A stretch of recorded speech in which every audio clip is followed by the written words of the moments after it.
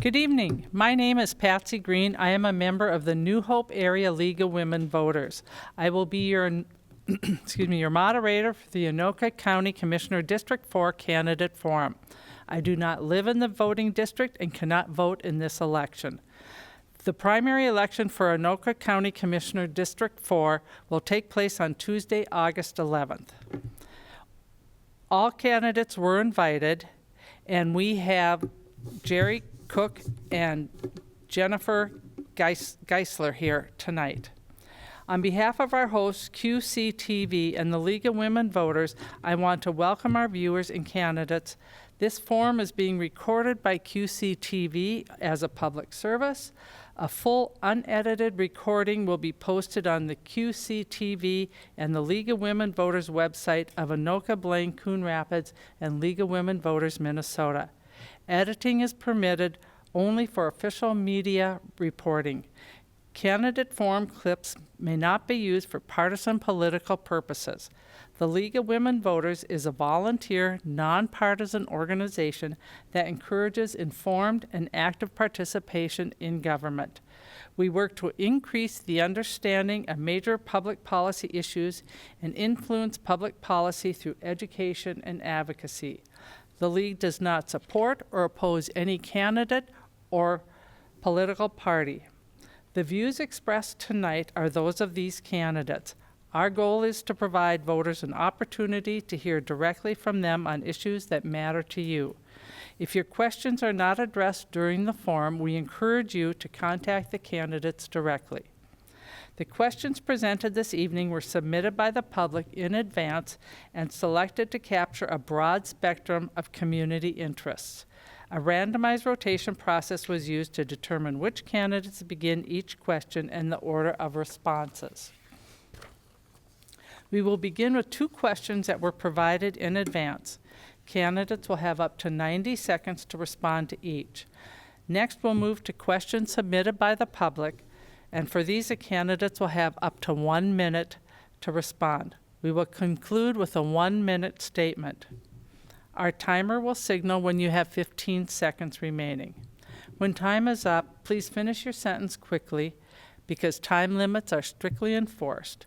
You will be interrupted if you continue beyond your allotted time. So we'll begin with the introductory questions, and you have 90 seconds. We will start with candidate Geisler, and the question is, what is your motivation to run for this office, and what experience or knowledge would help you to serve effectively? Thank you for the question. So why am I running? I'm dedicated to helping others and being part of my community. In my past experience in public office, I was on the Coon Rapids City Council for 10 years. I've been an election judge. I have had roles on Planning Commission and Economic Development Commission with the City of Coon Rapids as a volunteer, and done that as service to the community. While I was on the council, I was also appointed to the Met Council Land Use Advisory Committee, where I worked and focused on housing and land use issues. Since leaving the county council, I have been engaged in my community. I am a member of the League of Women Voters, and I have also a membership with the Coon Rapids Women of Today, which is a service organization in the community. So everything in my adult life has been in service and helping my community. I balance that off with my work experience. I have 17 years working with Dayton-Hudson Target in a number of different roles, from internal auditor to manager of network to credit customer service, to my current role, which is in technology services and consulting, helping customers find solutions to their problems using technology and process. Thank you. Candidate Cook. Thank you. Good evening. My name is Jerry Cook, and I'd like to thank the League of Women Voters and QCTV for hosting this candidate forum.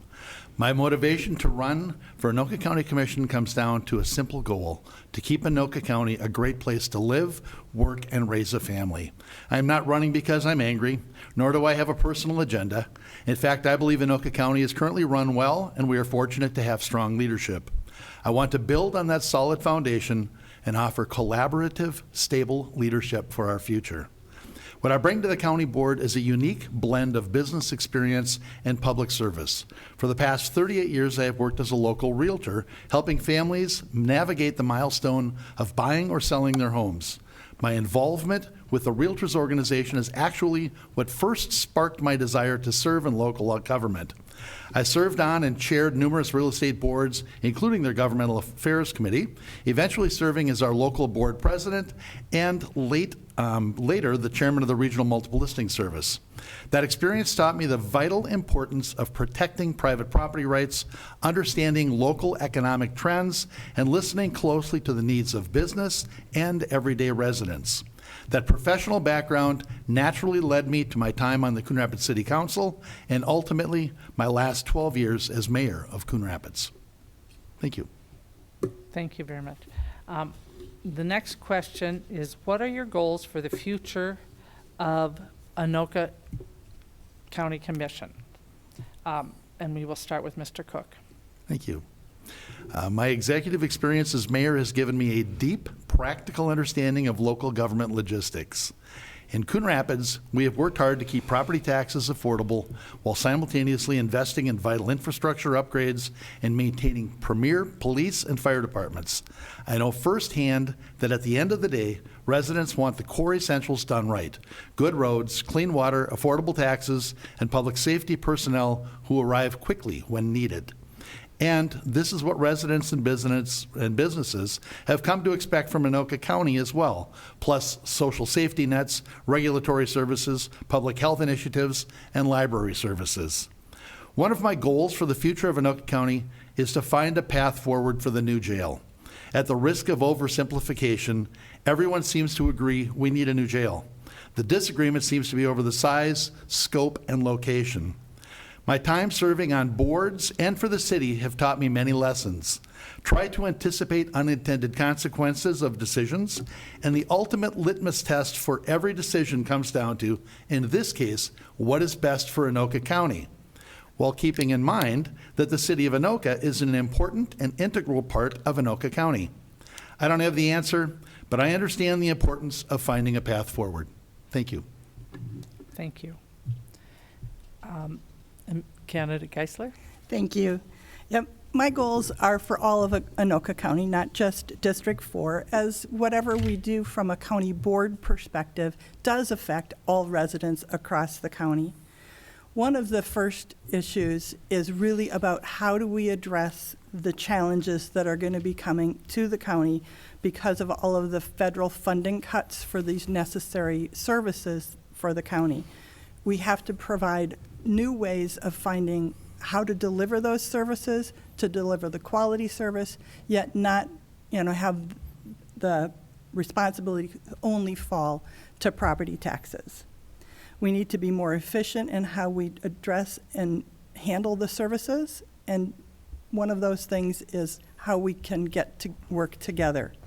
The jail is also another major focus for me. We need a new jail, and we do need to really get people to sit down at the table and come together. There's a different council in Anoka, there's a different county board, and to be able to make decisions to get this to happen because it needs to. It only keeps costing the residents of Anoka County more money the longer that this is delayed.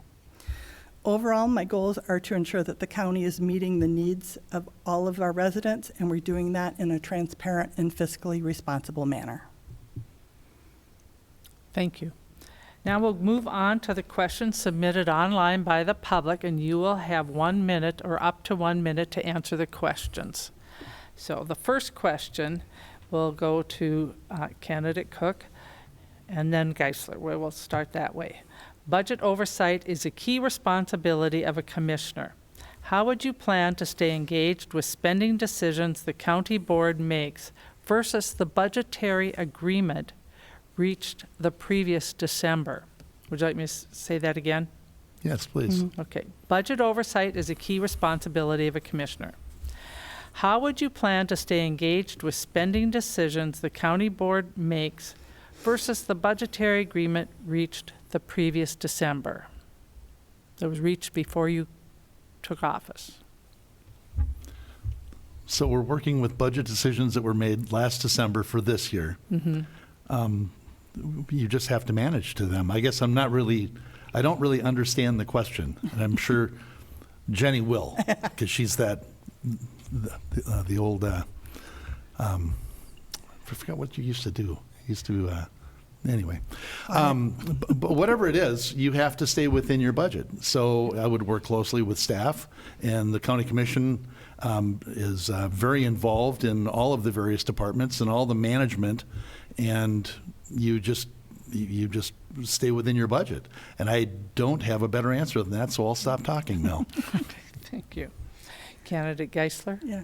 So you are held to the budget, right? And so within that budget, you need to be managing to the funds that are allocated to the different departments within the county.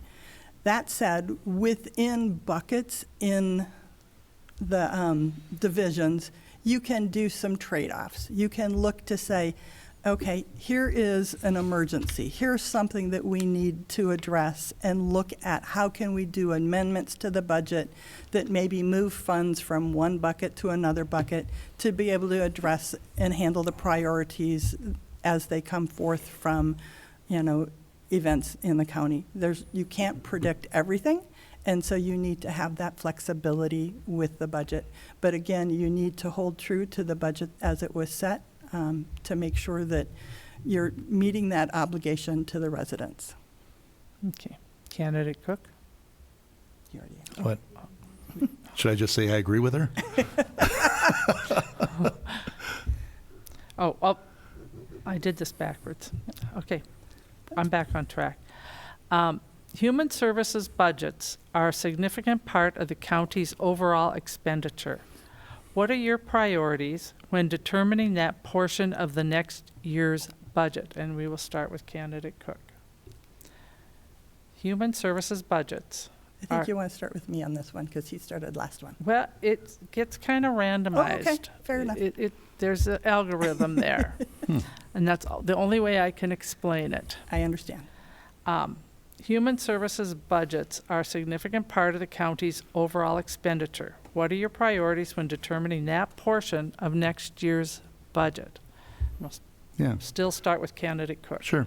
It's going to be to care for the most vulnerable. We're going to have a lot of constraints and a lot of stresses on that, but it's at the end of the day, you've got to care for the most vulnerable, and you've got to manage for what you have in the budget. And if you need to find some more money because of extra needs, you figure it out. And I don't really have a better answer than that. You just manage to it. Okay, thank you. Yeah. Candidate Geisler? Sure. From a Health and Human Services, there are going to be many challenges for the budget next year. Currently, I know of at least 3 things that are cuts from federal funding that the county is going to have to find, and it's roughly $6 million of funds that the county is no longer going to get, that we have to find ways to fund or do the services in a more efficient and effective way, or shuffle funds around so the fund for that, those dollars that we're losing don't fall to only the taxpayers. So with that, it's how do you look at where can we bring in technology? They brought a new case system into Health and Human Services this past year that's helping with some efficiencies. How can you drive that more? And so how can we use the funds to make sure that we are serving all of the needs of the residents within the county, but yet looking for ways that we can be more efficient and make sure that we are using the funds appropriately so there is no fraud. Thank you. Candidate Cook? I agree with her. He already answered. No. Really? No, after years of choosing, okay, you know what? I'm getting ahead of myself and crossing out names. After years of choosing not to make significant property tax levies, Anoka County recently increased levies. Do you favor the board returning to limited property tax levies and restrictions on perceived spending needs, or do you favor supporting levy increases if the spending needs are warranted? We'll start with candidate Geisler. Yes.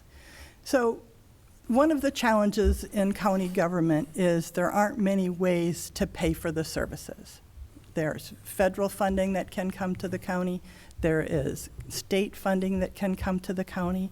And we need to be looking at those sources as much as we can. The only other source is property taxes. And so, well, I don't envision that there would ever be a zero property tax levy as there were in the past, because things cost more.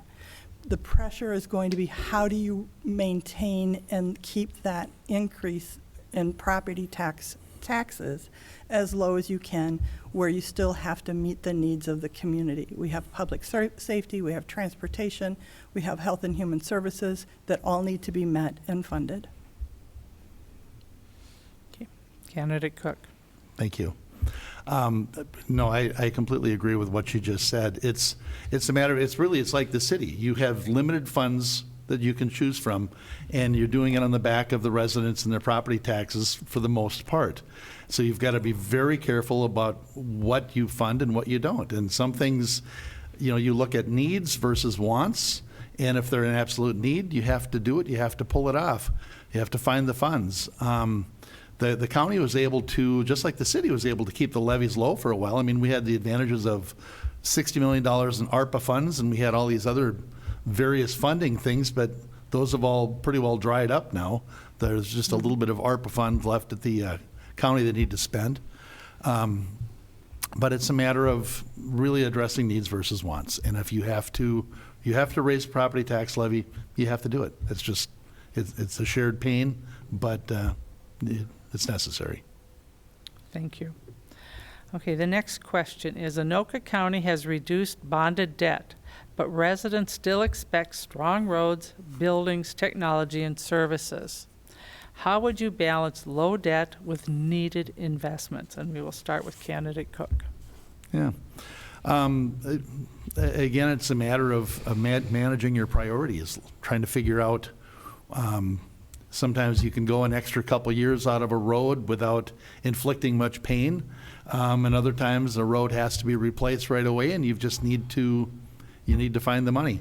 I applaud the county for paying down their bonds, for paying down their debt, and I think that's a worthwhile goal and something to try and stay on course with. But if you absolutely have to do some roads, there's very few other places to go other than bonding. So thank you. Candidate Geisler. Sure. So reducing debt is good fiscal management, but reducing debt and deferring investment can't, always be an excuse, right, to not bond for something. So the county has a long-term capital plan, and we need to continue and look at that capital plan to say, when do things need to be funded? And by looking to the future and making sure that we're planning, when do you need a new facility? When do you need, new roads? When do you need these things that require large capital outlays to ensure that you are doing it thoughtfully and being a good steward of the funds? Key thing for me is that residents need to understand how things are being paid for, and that we need to have a disciplined approach for how things get funded, and using bonds is one effective way to do that. Thank you. Do you believe Anoka County employees are generally paid appropriately as compared to other metro area county employees? And we will start with candidate Geisler. Yes. So I have more anecdotal information from reading different studies than actual information. So some of this is nuanced. I know that there have been things in the past where the Anoka County employees were not receiving pay in the pace of the surrounding counties. So we did lose a number of employees to those counties. This past year, I know that they have started to do some pay adjustments for leadership within the county divisions to try and make up some of that gap. So, are they on par with the current counties? right now, our peers, I can't say that, but I would certainly be look into to make sure that they are, because it's important that our county employees are paid fairly and equitably according to our neighbor counties, so we do not lose the good people. Thank you. Candidate Cook. Yeah. I think there was a time, again, anecdotally, that we were a little bit behind. And I know when our new sheriff took over 4 years ago, and I recall as mayor that there would be lateral movements. You would make hires from the sheriff's department because the local PDs paid better. And he made a pay adjustment for all the deputy sheriffs kind of en masse, and it was expensive, but it was necessary to keep the staff happy, to keep good patrols online. And I know that some adjustments have been made around the county offices and the attorney's offices as well. And I can tell you that I don't hear that we're behind, but I don't have the actual data. My guess is somebody in the county does, and I think they've probably been keeping up with it, and I would guess we're probably pretty close now. But I would also be open to any new studies that say different. Okay. Thank you. The next question, what concerns you most about Anoka County's future? And we will start with candidate Cook. Yeah. It's the cost of the health and human services, the social services, the unfunded mandates, we need to do so much. We have so much untreated mental health that we have to deal with that impacts our jail, it impacts our sheriff, it impacts, so many aspects of life. And we're on a very big trajectory for population growth. And we need to make sure that everything that we do and build is built for the future and built to handle the capacity of our increasing population. And then it's always just trying to keep the levy in perspective. So that'd be about it, I guess. Thank you. Okay. Thank you. Candidate Geisler. Can you repeat the question, please? It's what concerns you most about Anoka County's future? Okay. So from the future, are we going to be prepared to handle all of the changes in the future? That means, do we have the right services? Do we have the right technology to be able to deliver the services? Do we have the right people? Are we keeping pace with the outside, world of the county to be able to say, we've got the tools that we need to be able to deliver?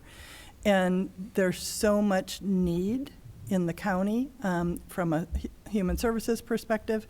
We have, housing needs, we have public safety needs, we have transportation needs, and all of that is going to come to a head from a pressure on funding. And so it's going to be really important to prioritize and make smart choices to be able to effectively move forward so we're not pricing people out of living in Anoka County. Thank you. Okay, the next question, it's a longer question with a couple of questions within it, and we'll start with candidate Geisler. Mm-hmm. The city of Anoka and Anoka County remain at odds over the decision to build a new county jail on roughly the same space as the existing jail in downtown Anoka. Tell us how you perceive the current jail struggle and how you both want and expect the situation to play out. How should the county and the city proceed over this difference of opinion? Wow, that's going to be a lot in 60 seconds. So we desperately need a new jail. I took a jail tour a couple of weeks ago. It's not the right space any longer for the types of things that the county needs. So with that, things started years ago, before this current board, before the current Anoka City Council, and my personal opinion is that they were not started or done well, which led to some friction between those two parties. There are currently 2 different lawsuits that I'm aware of between the city and the county regarding the jail, and to me, we all need to just find a way to get together, sit down and talk about what truly is needed. We do need a jail. Where is it going to go? How is it going to be built? How can we address any issues that the city of Anoka has? And everybody be open to dialogue and sitting down and having a conversation to get to an answer. Thank you. Candidate Cook.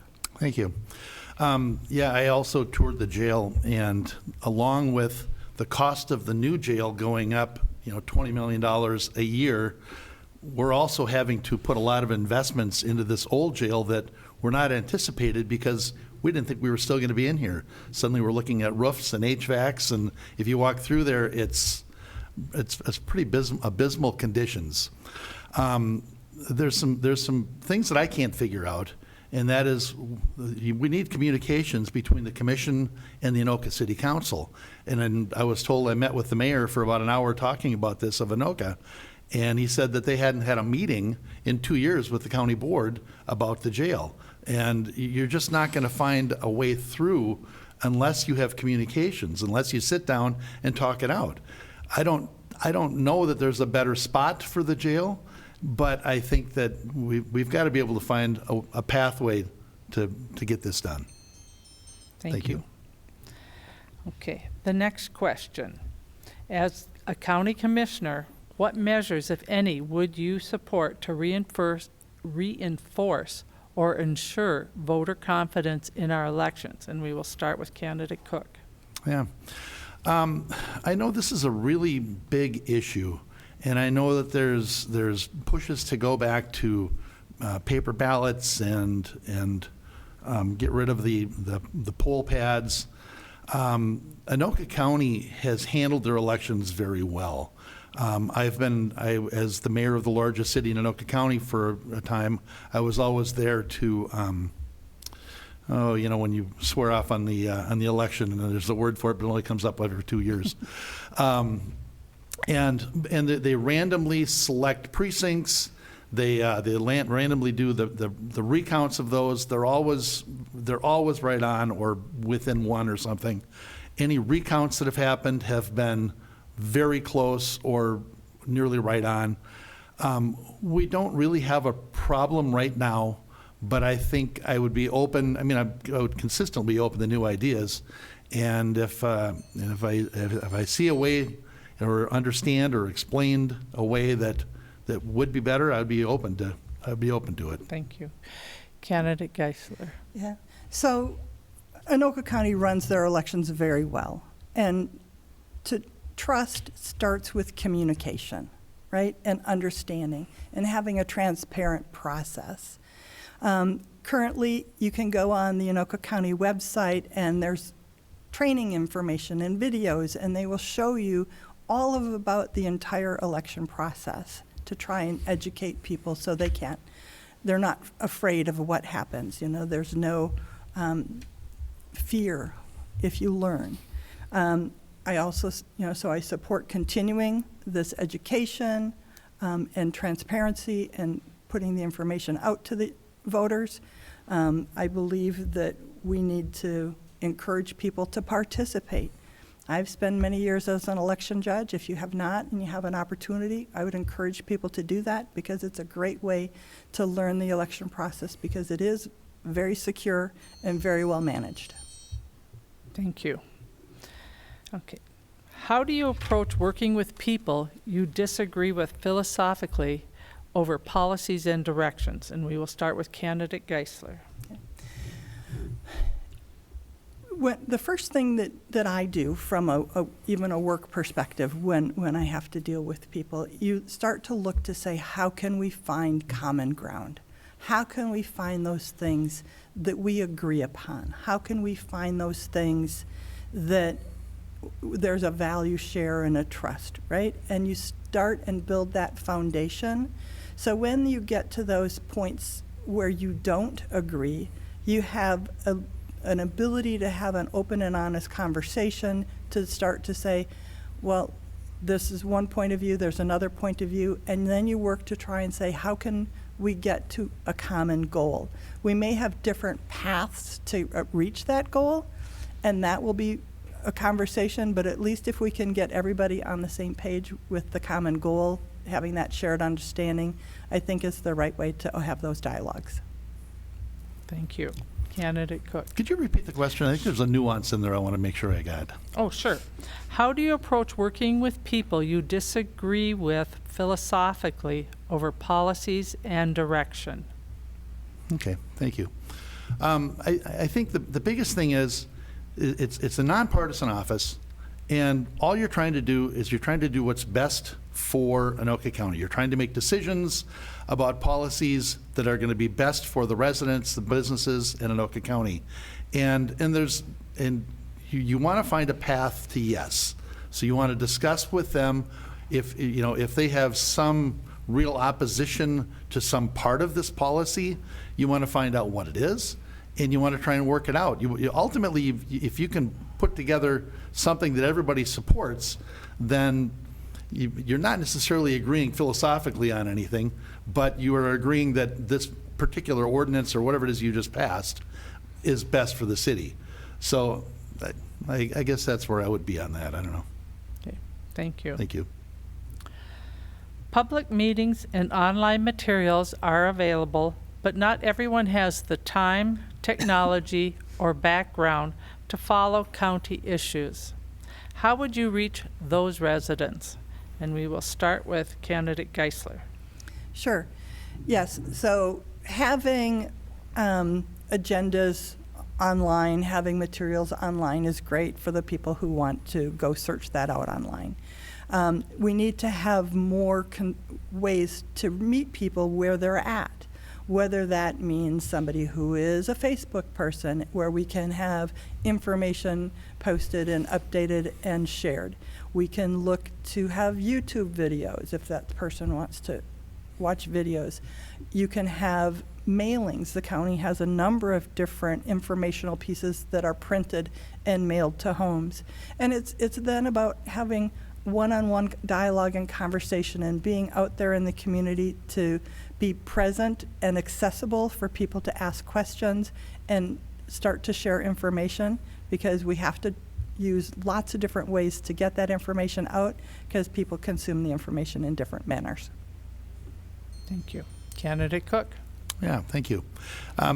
Transparency is a big issue, and having all of the agendas and everything online the way that, that I think that if they don't have access to that, then maybe they're maybe they can watch the meetings and then find out information or find out points that they might be concerned about. What I hear about is that people watch a council meeting and then they'll call me and they'll ask me about a particular item we were discussing because they want a better understanding of it. I don't know how to get the information out to them ahead of time because we're digesting the agenda then. But I'm always accessible. I always have people approach me in stores and at church and everywhere else if they've got questions. I don't know. I'm going to quit saying I don't know because I think that was about the 50th time I've done that. But I'm accessible. I don't know that somebody that can't read agendas is on Facebook either. So it was kind of a loaded question, actually. Yeah. Thank you. Thank you. Yeah. Okay, this is our last question before we go to the closing statements. The county has recently had significant success working with state legislators who represent Anoka County. How have you worked with state legislators in any current or previous roles? If you haven't done so, what county-based concern would you most want to engage in with those legislators? And we will start with candidate Cook. Yeah. So as mayor for 12 years, I've been on the North Metro Mayors Association, and as president of that organization, we would always annually go down and meet with our legislators. Back before I was even mayor, we were down advocating at the time for the third lane on Highway 10 that we finally successfully got. And it was always, Anoka County has always been a very bipartisan representation down there, and they've always come together down there to make sure that we're heard. Back when we were first looking for the third lane on Highway 10, Representative Uglum out of Champlin was a Republican, but made sure that we connected with, when I sat at the table down there testifying, I had Melissa Hortman on one side and Mark Uglum on the other side. So it's a very important part of what you do as an Anoka County Commissioner, and that's legislator or representing the county and lobbying for the county at both the state and the federal. Thank you. Hopefully that answered the question. Candidate Geisler. Yeah. As a city council member, you regularly meet with the representatives who are from your city. And so that is just building a relationship and building a dialogue. And I know most all of the people who are currently in office or are actually running for office, and am open to any of the different conversations, because it is important, because the county's primary role is they are the execution arm of the laws that are enacted at the state level. And so we need to make sure that we've got good dialogue going back and forth with our state legislators to make sure that what they are looking to put in any bill or new law is something that the county can put into place, and make sure that it's done in a way that is efficient and right for the people who are going to be subject to those new laws and being able to have the services delivered. Thank you. Okay, now we have closing statements, and you have up to 1 minute for your closing statement, and we will start with candidate Geisler. Sure, thank you.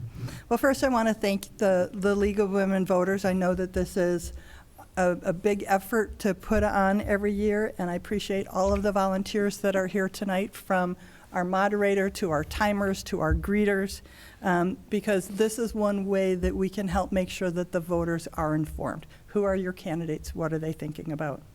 So I hope everybody watching, learned some things tonight, but if there's more questions, you can reach out to me.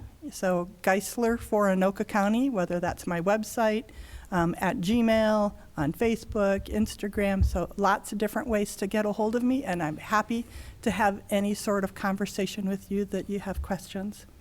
Don't forget, primary elections are August 11th, and with that, this is a nonpartisan race, so please don't forget to turn your ballot over and look at the nonpartisan races on the back, and I hope that I can earn your vote. Thank you. Candidate Cook. Thank you. Again, my name is Jerry Cook, and I would love to earn your vote to be the next Anoka County Commissioner from District 4. Thanks to the League of Women Voters and QCTV for hosting this forum. Beyond my elected and professional experience, my lifetime of community involvement gives me a broad perspective on the needs of our region. My deep roots in local service include 28 years with the Coon Rapids Rotary Club, serving twice as club president, former chairman of the Anoka Ramsey Community College Foundation Board, former chair of the North Metro Mayors Association Board of Directors, current chair of the Twin Cities Gateway Visitors Bureau, and currently serving on the local board and executive committee for the Anoka County Joint Law Enforcement Council. This combination of 38 years of private sector business experience, executive mayoral leadership, and extensive civic involvement ensures I can step into the role of county commissioner on day one to deliver high-quality, efficient county services. My website will be going up shortly, and you will be able to find me at jerrycook.com, but currently you can get me with email at jerry@jerrycook.com. Thank you. Thank you. Thank you both. And again, thank you, candidates, for speaking to the voters and about issues, and for running for Anoka County Commissioner, District 4. Thank you to QCTV for their video production, and the Anoka, Blaine, Coon Rapids League of Women Voters for hosting this forum. I want to remind viewers again that the views expressed in this forum are those of the candidates and not those of League of Women Voters. And also, every candidate was invited to this candidate forum. The primary election is August 11th, and early voting has opened. It started at city halls and at the county. Thank you, viewers, for your interest in being informed voters. If you need to register to vote or update your registration, you can do that online at vote411.org. If you're interested in the League of Women Voters, visit our webpage at lwvabcmn.org. Have a good evening.